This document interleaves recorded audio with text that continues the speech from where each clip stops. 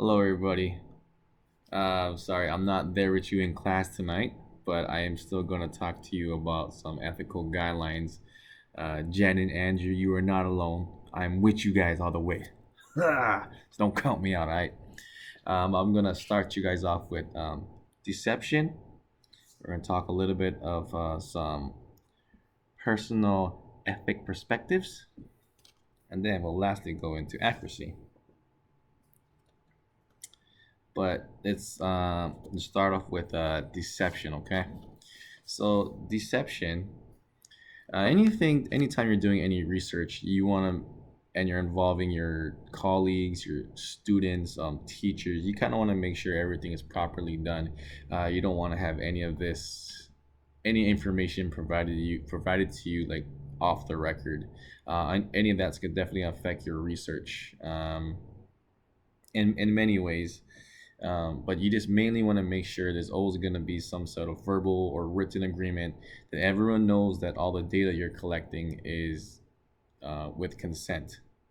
You don't want to be taking data off of tests and then you secretly kind of publish your results somewhere and then them not knowing like you were gonna publish the results of your tests of these tests that you gave them.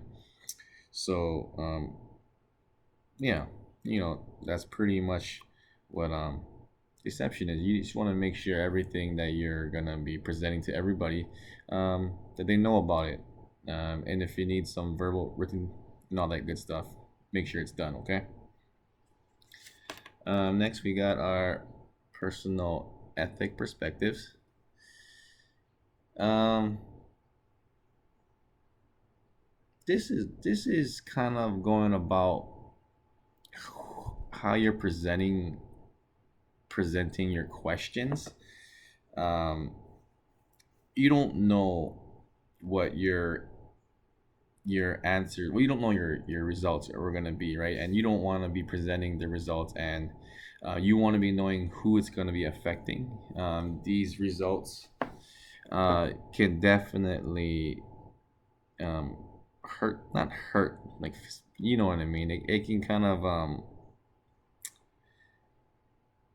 who it's going to be affecting. You don't want to be presenting this data and then someone was thinking they're doing good work, and then all this data is presented, and then all of a sudden it's saying like, no, everything you've been teaching is having negative effects.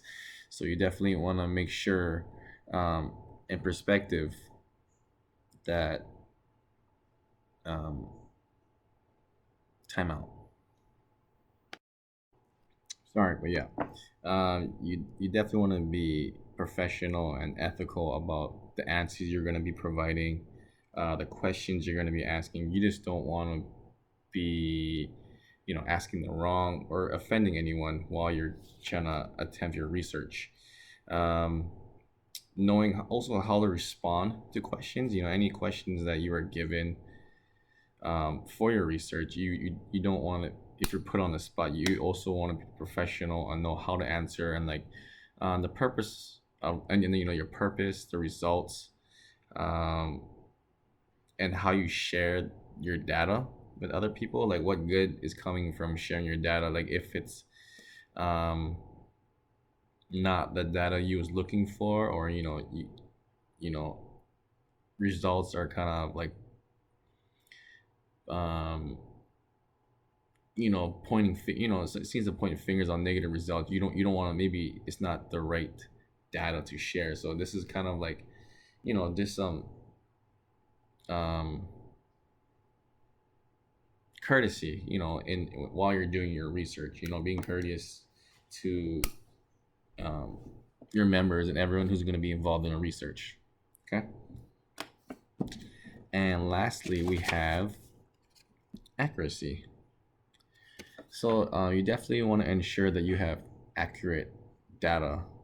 um, Data can be manipulated or fabricated in many ways, especially for biased reasons. Maybe um, results that you didn't get the results that you was hoping for. You thought that your research would would be a the results would have came out a different way, and then you don't want to admit that your assumption was wrong, so just making sure that your data is accurate and you're not trying to pull in any pull in any favors to kind of get your results that you want.